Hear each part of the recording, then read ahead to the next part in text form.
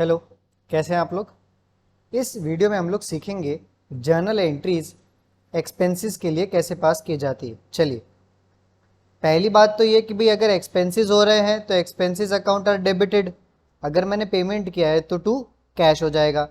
फ़र्क कहाँ पे आता है जब एक्सपेंस बाकी हो पे करना, या फिर मैंने ऑलरेडी अगले 2-3 महीने का एक्सपेंस आज ही पे कर दिया हो। वो सब चीज़ें हम लोग इस वीडियो में सीखेंगे।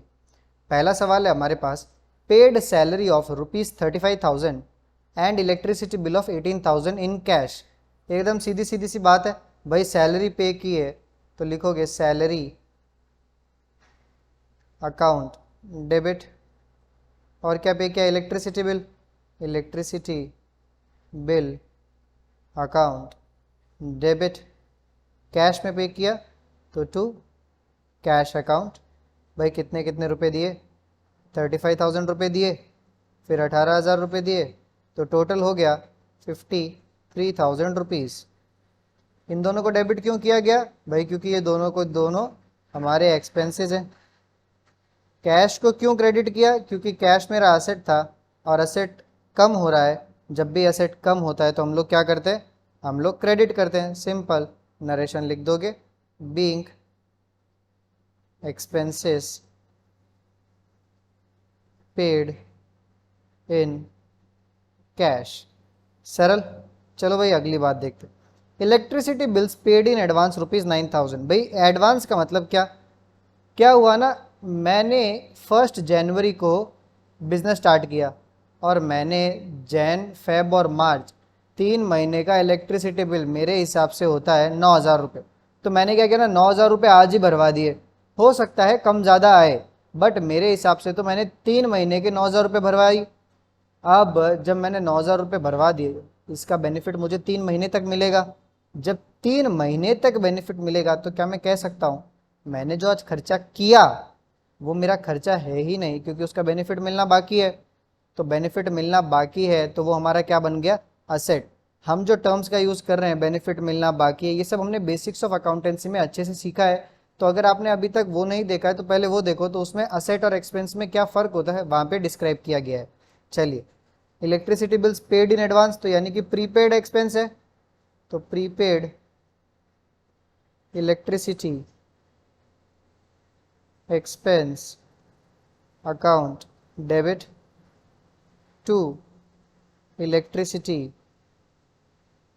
Expense account. कितना, 9,000। 9,000। देखो दिखने में तो लगभग दोनों एक ही जैसे अकाउंट दिख रहे हैं, मगर याद रहे ये इलेक्ट्रिसिटी एक्सपेंस एक्सपेंस अकाउंट ही है। बट जब प्रीपेड की बात हो रही है, प्रीपेड का मतलब है ये हमारा असेट है। भाई मैंने भविष्य के पैसे आज ही भर दिए, भविष्य में होने वाले खर्चे मैंने आज ही रुपए भर दिए। तो आज की तारीख में मैं इसको एक्सपेंस नहीं बोलूंगा, आज की तारीख में मैं इसको बोलूंगा असेट। क्यों, क्योंकि मुझे अगले 2 महीने तक इलेक्ट्रिसिटी फ्री में यूज करने को मिलेगी। तो यानी कि अभी भी मिलना बाकी है, जब बेनिफिट मिलना बाकी है तो वो मेरा क्या है, असेट। तो आप नरेशन लिख दोगे, being electricity bill was paid in advance। बात समझ में आ गई, आगे बढ़े। Carriage inwards ₹3,000। भाई सरल सी बात है, कैरेज इनवर्ड्स यानी कि क्या, वो खर्च मैंने अगर कोई माल खरीदा है तो मेरी दुकान तक या मेरे गोडाउन तक आने का ट्रांसपोर्ट का भाड़ा लगेगा, उसको हम लोग बोलते हैं कैरेज इनवर्ड्स। इनवर्ड्स मतलब मेरी दुकान के यहाँ तक आने का भाड़ा। तो कैरेज इनवर्ड्स है, खर्चा है, तो carriage inwards account debit to cash account. मैंने पेमेंट किया 3,000 का, तो 3,000 3,000। बात आ गई समझ में। चलो भाई अगला क्या है, रेंट पेड इन एडवांस ₹14,000। वापस वही है, मैंने एडवांस में पैसे भर दिए। जब एडवांस में पैसे भर ही दिए तो ये मेरा प्रीपेड एक्सपेंस हुआ, यानी कि प्रीपेड रेंट अकाउंट डेबिट। क्या खर्चा था, रेंट एक्सपेंस। रेंट एक्सपेंस कितना था भाई, 14,000 और 14,000। ठीक है, यहाँ पे आप लोग लिख दोगे नरेशन में, being rent paid in advance. बात समझ में आ गई? आगे बढ़े, ध्यान से देखो ये क्या बोल रहा। Travelling money in advance was given to employ ₹30,000। क्या हुआ ना, एम्प्लॉय को कहीं बाहर भेजना पड़ा था कंपनी को काम के सिलसिले में। तो कंपनी क्या कहती है एम्प्लॉय को कि भाई मैं तुझे 30,000 रुपये दे रहा हूँ, जितना भी खर्चा होगा पूरे ट्रिप पे तू सारे के सारे बिल मुझे ला के देना। अगर कम या ज़्यादा खर्चे हुआ तो हम लोग उस हिसाब से सेटलमेंट कर लेंगे। भाई बात समझ में आ गई? एक बार के लिए आज 30,000 रुपये ले जा और पूरा जो ऑफिस का काम है वो पूरा कंप्लीट करके आना। ठीक है भाई, तो अब ध्यान से सोचो, धंधे के हिसाब से पहली जर्नल एंट्री क्या होगी? धंधे ने पैसे दिए एडवांस में तो लिखा travelling money in advance account debit, पैसे भरे टू कैश। कितने रुपए दिए भाई? 30,000। 30,000। बात समझ में आ गई? भाई पैसे तो दे दिए,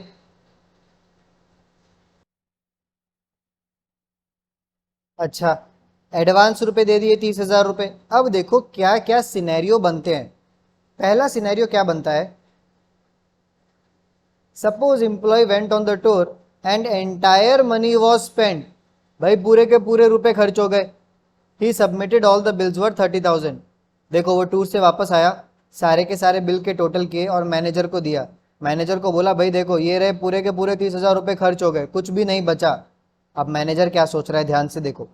मैनेजर ने पहले एंट्री पास करवाई थी ट्रैवलिंग मनी इन एडवांस, बराबर, कि भाई हमने इसको एडवांस दिए थे। अब इसने जब बिल ला के दे दिया तो कंपनी को ये भरोसा हो गया कि भाई हाँ सारे के सारे पैसे खर्च हुए। जब सारे के सारे पैसे खर्च हो गए ना तो कंपनी लिखती है ट्रैवलिंग एक्सपेंस, कि भाई हमारे पैसे खर्च हो गए। ट्रैवलिंग एक्सपेंस अकाउंट डेबिट, और जो असेट क्रिएट किया था ट्रैवलिंग मनी इन एडवांस वाला वो यहाँ पर ख़त्म हो जाएगा। क्यों?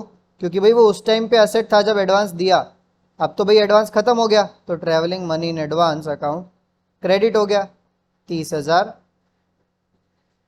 30,000। बात समझ में आ गई? ठीक है भाई, आगे बढ़े, आगे बढ़ो। दूसरा पॉइंट क्या कह रहा है, suppose employ went on the tour and he submitted all the bills were 27,000। Employ tour पे गया, वापस आया और बिल दिए 27,000 का। मैनेजर ने कहा भाई हमने तो तुझे 30,000 रुपये दिए थे और ये बिल तो सारे 27,000 के हैं। इसका मतलब मैं यही मानूंगा कि खर्चा 27,000 का ही हुआ है और तू मुझे 3,000 रुपये वापस दे। तो अब क्या एंट्री पास करेगा बिजनेस? बिजनेस बोल रहा है मैं यही मानूंगा कि भाई ट्रैवलिंग एक्सपेंस हुआ है 27,000 का और 3,000 रुपये आप मुझे लौटाओ। जो भी एम्प्लॉय लेके गया था तो कैश आ गया वापस 3,000, और जो असेट क्रिएट हुआ था ट्रैवलिंग मनी इन एडवांस का वो ख़त्म हो जाएगा। Travelling money in advance account 30,000। देखो एक बात समझो, ये जो ट्रैवलिंग मनी इन एडवांस है ये तो ख़त्म होगा ही हर एंट्री में, 30,000 30,000। बात समझ में आई? चलो भाई आगे क्या दिया है, आगे बोल रहा है तीसरे केस में suppose employ went on the tour and submits all the bills worth 33,000। अब देखो क्या हुआ, एम्प्लॉय टूर पे जाके आया, मैनेजर ने पूछा भाई कितना खर्चा लगा, एम्प्लॉय ने कहा 33,000 का खर्चा लगा और आपने तो मुझे 30,000 ही दिए थे, तो अब आप मुझे 3,000 रुपये और दो क्योंकि वो तो मेरी पॉकेट से लग गए थे। तो अब एंट्री क्या पास होगी? एंट्री पास होगी, अब ऑर्गेनाइजेशन समझता है कि हाँ भाई 33,000 के बिल दिए यानी कि एक्सपेंसेस हुए, ट्रैवलिंग एक्सपेंसेस अकाउंट डेबिट हुआ 33,000 का। 33,000 के रुपए खर्च हो गए। अच्छा, उसके बाद ट्रैवलिंग मनी इन एडवांस जो था वो तो एसेट गायब भी हो जाएगा। ट्रैवलिंग मनी इन एडवांस 30,000, और अब कंपनी 3,000 रुपये देगी एम्प्लॉय को क्योंकि खर्चे ज़्यादा लगे, टू कैश 3,000। बात समझ में आ गई? चलिए आगे बढ़ते हैं। Bad debts. बैड डेट्स क्या होता है, मान लो मैंने किसी व्यक्ति को सेल की है 1 लाख रुपए की, अब 1 लाख रुपए की सेल की, क्रेडिट में माल बेचा था, उधार में माल दिया था, उधार में माल दिया, 1 महीने बाद मैं उससे पैसे लेने गया, उसने कहा मैं तो 90,000 रुपये ही दूंगा, लेने हैं तो लो। अब उसने ऐसी बात कह दी, अब हम क्या करें भाई, 90,000 रुपये ले लिए, अब 10,000 रुपये हमारे डूब गए। जो पैसे हमारे डूबे हम लोग उसको बोलते हैं बैड डेट। क्यों बैड डेट कहते हैं, देखो जब मैंने उसे माल बेचा, तो यानी कि मैंने उसे उधार में जब माल बेचा, वो क्या बन गया, वो बन गया हमारा डेटर। अब वो जब डेटर बना, पेमेंट कर देता तो he was a good debtor, but अगर वो पेमेंट नहीं कर रहा है तो ही बिकेम बैड। जो पैसे डूबे हम उसको बोलते हैं बैड डेट, कि भाई घाटा हो गया। अब घाटा हुआ तो क्या लिखोगे, डेबिट ही करोगे, नुकसान है हमारा, बैड डेट अकाउंट डेबिट। और नुकसान हुआ किसके कारण, यहाँ पर लिखा है 5,000 due from Nazir are irrecoverable, यानी कि वो पैसे नहीं दे रहा है, तो लिखोगे यहाँ पर टू नज़ीर अकाउंट। कितने रुपए डूब गए भाई उसमें, 5,000। 5,000, बात समझ में आ गई। चलिए आगे देखते हैं। Sold goods to Ramesh for ₹10,000, ठीक है भाई। Ramesh is declared insolvent. Insolvent का मतलब होता है कि कोर्ट ने ही ये बोल दिया, हाई कोर्ट ने, सुप्रीम कोर्ट ने, किसी भी कोर्ट ने बोल दिया कि भाई ठीक है, रमेश को हम आज से कंगाल व्यक्ति मानना घोषित करते हैं, कि भाई रमेश के पास कोई संपत्ति नहीं है, कुछ भी नहीं है। उसके बाद लिखा है and he can pay only 70 पैसे इन अ रूपी। अब उसके पास है तो कुछ भी नहीं, मगर उसके पास जितना कुछ भी, अगर एकदम थोड़ा सा भी रुपया बचा हुआ है, तो फिर वो बोल रहा है मैं 70 पैसे ही दे पाऊंगा अगर 1 रुपये का कर्जा है तो। इसका मतलब क्या है, वो बोल रहा है कि अगर आप मुझसे 10,000 रुपये मांग रहे हो तो मैं आपको सिर्फ 70 पैसे ही दूंगा। 70 पैसे यानी कि 0.70, आप बोल सकते हो 70 पैसे 100 पैसे में से। देखो 1 रुपये में 100 पैसे होते हैं, वो बोल रहा है 70 पैसे इन अ रूपी, यानी कि 70% हो गया। यानी कि वो बोल रहा है आपने मुझे 10,000 रुपये का माल बेचा, मैं आपको सिर्फ 7,000 रुपये ही दे सकता हूँ। देखो एक जीरो से एक जीरो कट, फिर यहाँ से जीरो कट, 7,000 रुपीज़ ही दूंगा। आपको लेने हैं तो बोलो। हमने कहा भाई लेने हैं, क्यों नहीं लेने। अब ध्यान से सोचो, मैंने जब रमेश को सेल की होगी तो मैंने क्या जर्नल एंट्री पास की होगी, मैंने लिखा होगा Ramesh account debit to sales 10,000। 10,000 entry तो मैंने यही पास की होगी। अब आज वो बोल रहा है कि भाई पैसे नहीं है मेरे पास देने के लिए, 70 पैसे ही दूंगा, यानी 7,000 रुपीज़ ही दूंगा। तो मैंने सोचा अच्छा 10,000 का माल बेचा, 7,000 रुपये देगा, यानी कि 3,000 रुपये मेरे लिए घाटा हो गया। क्या हो गया, बैड डेट। तो भाई कैश आया, कैश अकाउंट डेबिट 7,000। फिर क्या आया, बैड डेट, भाई लॉस हुआ, कितने का लॉस हुआ, बैड डेट अकाउंट डेबिट 3,000। किससे हुआ लॉस, रमेश से। रमेश से कितने पैसे लेने थे, रमेश अकाउंट क्रेडिट 10,000। बात आई समझ में। चलो भाई आगे बढ़ते हैं। Received cash for a bad debt return of last year ₹2,000। अब क्या हुआ, जैसे देखो नज़ीर में हमारा घाटा हो गया था 5,000 रुपये का। अब नज़ीर अगले साल आके बोलता है कि भाई मेरे मन में बहुत दुख हुआ है, मैं आपको 2,000 रुपये लौटाना चाहता हूँ आज। हमने कहा भाई बहुत अच्छी बात है, दुख हुआ है तो पैसे तो लौटा। तो उसने 2,000 रुपये लौटाए। हम लोग वहाँ पर क्या लिखते हैं, अच्छा मैंने तो नज़ीर का अकाउंट पिछले साल ही क्लोज कर दिया था, क्योंकि मैं मान चुका था भाई बैड डेट हो गया। अब जब रिकवरी होती है तो हम लोग ये नहीं मानते कि नज़ीर से पैसे लिखेंगे तो नज़ीर की एंट्री नहीं आती। हम लोग क्या लिखते हैं, ठीक है भाई बैड डेट था, अब बैड डेट रिकवर हुआ, तो मैं यहाँ पे एंट्री लिखता हूँ कैश आया, तो कैश अकाउंट डेबिट हुआ, कितने से, 2,000 से। और नज़ीर से पैसे मिले तो मैं यहाँ पे लिख देता हूँ to bad debt recovered. Bad debt recovery हो गई, recovered.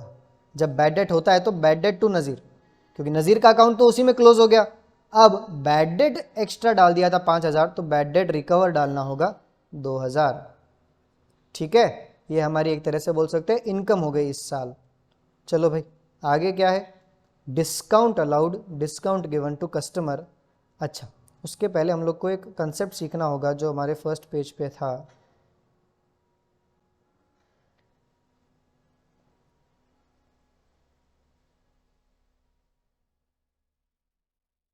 Formula to calculate trade discount and cash discount and amount received from selling goods. देखो दो तरह के डिस्काउंट होते हैं, ट्रेड डिस्काउंट और कैश डिस्काउंट। ठीक है भाई, ठीक है, ध्यान से समझो क्या है।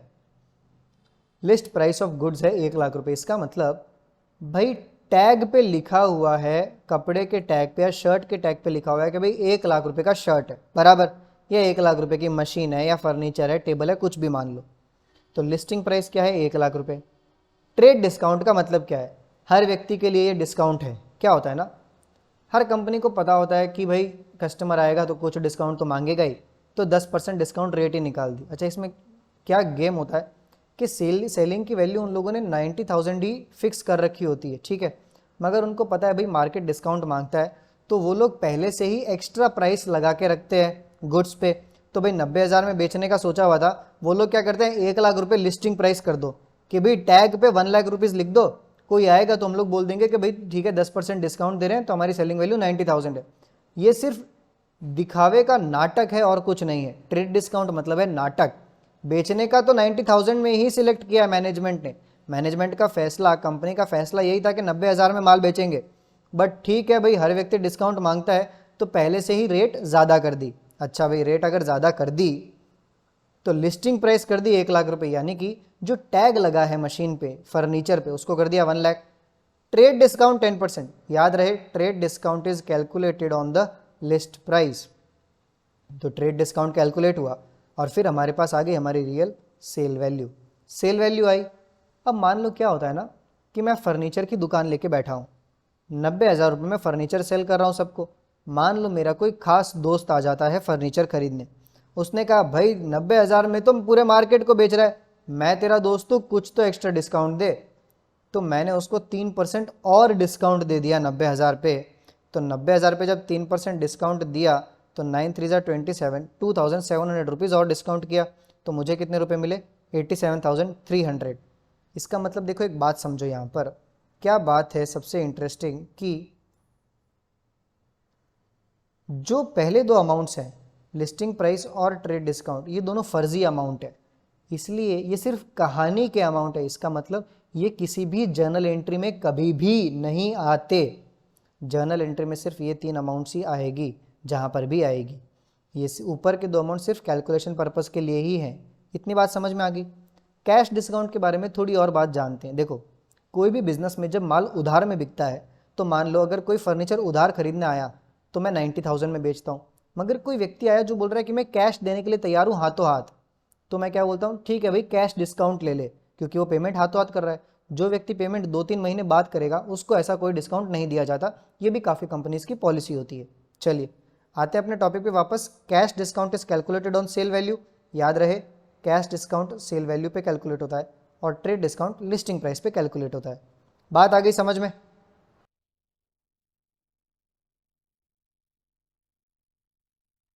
देखो यहाँ पर क्या दिया है, sold goods of list price 50,000 at a trade discount of 10%। याद रहे लिस्ट प्राइस है, लिस्ट प्राइस यानी कि कहानी, आएगा नहीं जर्नल एंट्री में, तो सेलिंग वैल्यू ही आएगी। देखो सोल्ड गुड्स है तो फिर मैं बोल सकता हूँ लिस्ट प्राइस है भाई आपका 50,000, ठीक है, उसमें से ट्रेड डिस्काउंट माइनस करना है, 10% कितना हो गया? 5,000, ठीक है, यानी कि कितना आया?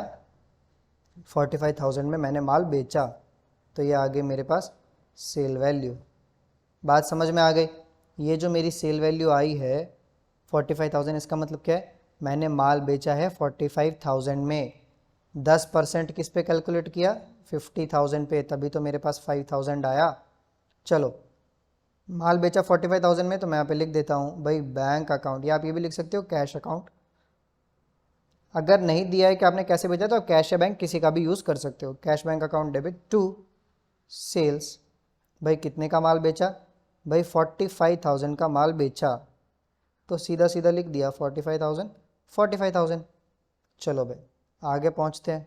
Sold goods of list price ₹50,000 at a trade discount of 10% and cash discount of 20%। इसका मतलब देखो भाई लिस्ट प्राइस था 50,000, लेस ट्रेड डिस्काउंट हुआ 10%। 10% किसका?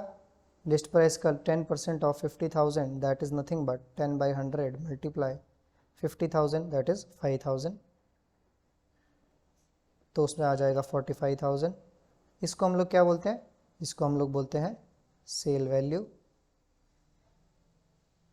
भाई सेल वैल्यू आ गई। अच्छा उसके बाद कैश डिस्काउंट माइनस करो, लेस कैश डिस्काउंट। कितना है कैश डिस्काउंट, 20%। 20% किसका, 45,000 का, तो 20/100 ऑफ 45,000,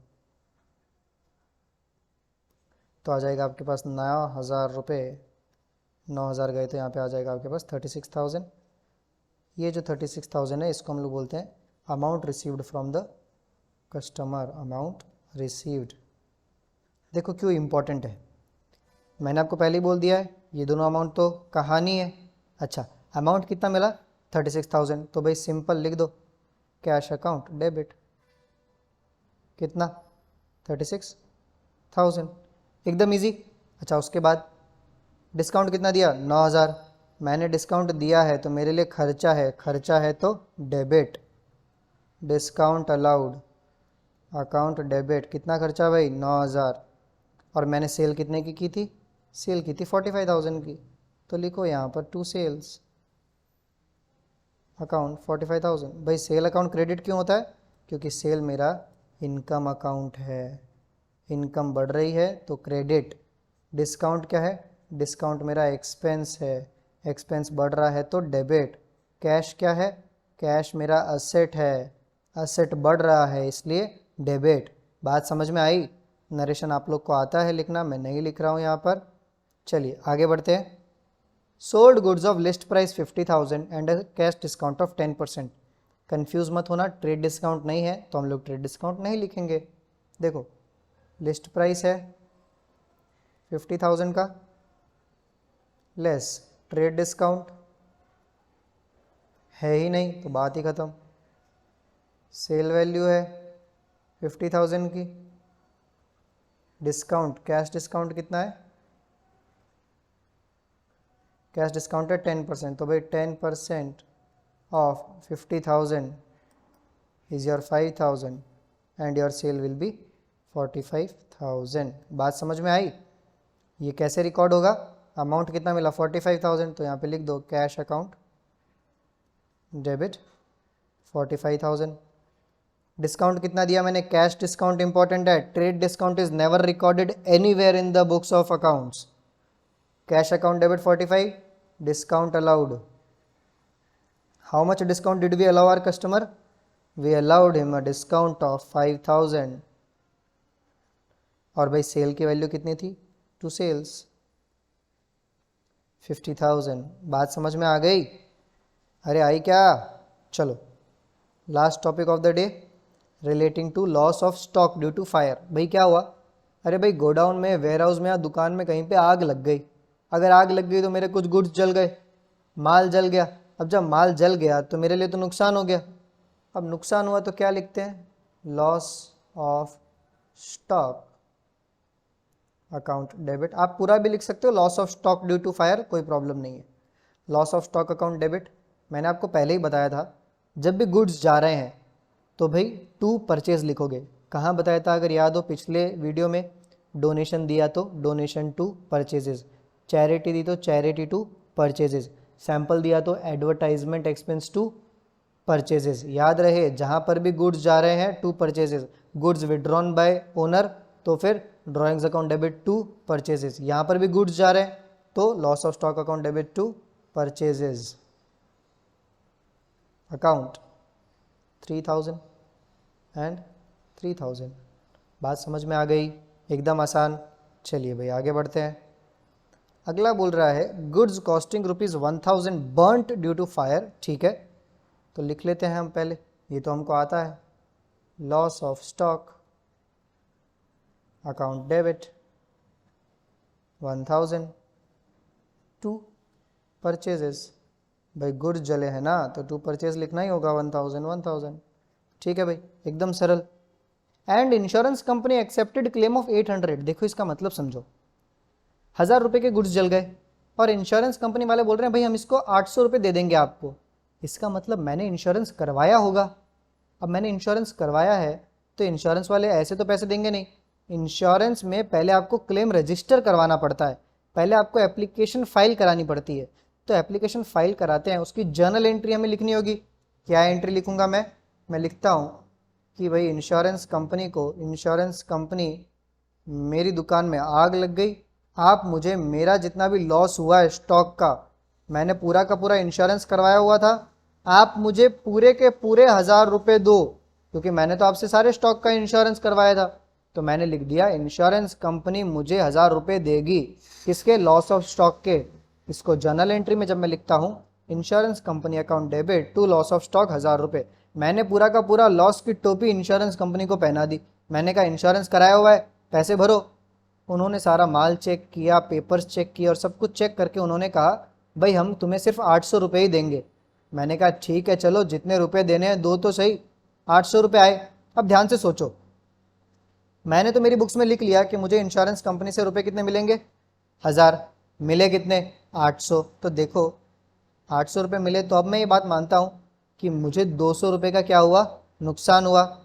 तो 200 रुपये का जब नुकसान हुआ तो मैंने पहले तो यहाँ पे लिखा बैंक अकाउंट डेबिट, कितने रुपए मिले भाई? 800। ठीक, मैंने आपको पहले भी कहा था जब भी लॉस होता है तो profit and loss account debit, profit and loss account debit कितने से? 200 रुपये से। अच्छा, कौन पैसे नहीं दे रहा भाई? इंश्योरेंस कंपनी नहीं दे रही, तो टू इंश्योरेंस कंपनी 1000 रुपये। बस इतनी सी ही बात। इंश्योरेंस कंपनी से 800 रुपये मिले तो मैंने मान लिया कि भाई ठीक है 200 रुपये का नुकसान, और तो क्या। यहाँ तक बात क्लियर है। अब इसके बाद हमारे पास लास्ट टॉपिक बचता है एडजस्टमेंट एंट्रीज, जो हम लोग नेक्स्ट वीडियो में कवर करेंगे। Thank you so much.